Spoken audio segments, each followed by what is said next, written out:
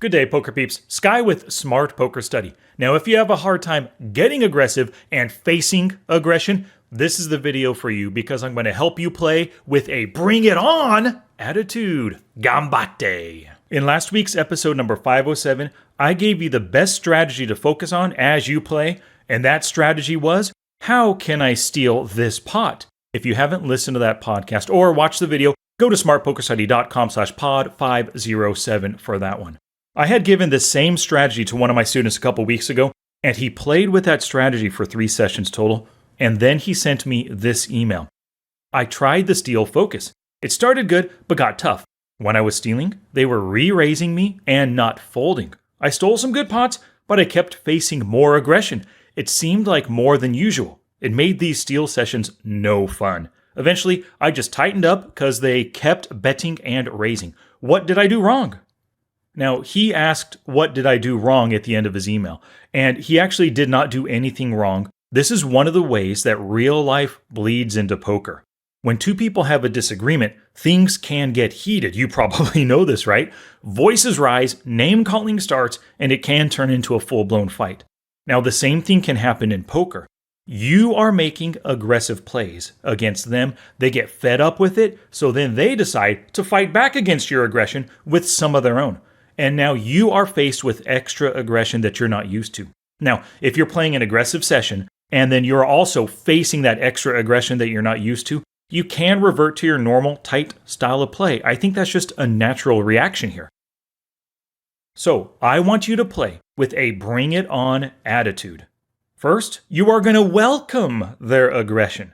So instead of thinking something like, holy cow, this is more than the usual bets and raises, I want you to think instead, raise your fist, point at your opponent's avatar on the screen, and say, yeah, bring it on.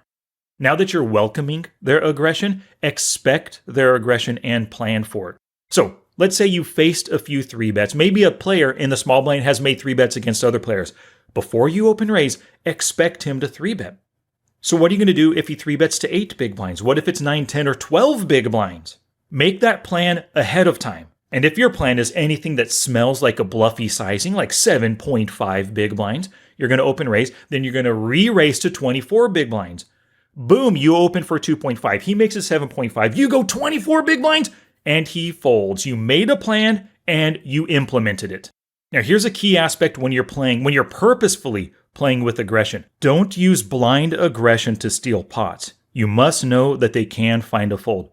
You want to use as much information as possible to make reads so that you know they can find a fold. So think about their range and how it interacts with the board, their position, their tendencies, the plays that they make, and the plays that they don't make. Think about their stack size and think about the pot size. And use all of that information to gauge whether or not they can find a fold. And if they can find a fold, steal. If you don't think they can fold, don't steal. You also want to pay attention to your image and your statistics. So if you're running something like a 40/38 game, they will not respect your open raises. If you've 3-bet 4 times in the past 6 rounds, they're not going to respect your 3-bets. If you've c-bet every flop and every turn, they will not respect your c-bets. And because you're using a ton of aggression and they notice it and they're not going to respect it, pay attention to their anger level. If you've been pounding them with aggression and you also stacked them once or twice, they're going to be super angry. You are now their sworn enemy. So be ready for their big bets and their raises, their all-in shoves, all that stuff. Also, be ready for them to call you with position in order to catch you. They're trying to catch a big hand to crack your aggression, or just hit a top pair hand to catch your bluffs, because they want to win those chips back that you took from them. Remember, it's human nature to fight back when you are being attacked. Well, now it's time for you to take action. First, please subscribe if you want to see more videos like this. Like the video if you like the video, and I always love to see your comments.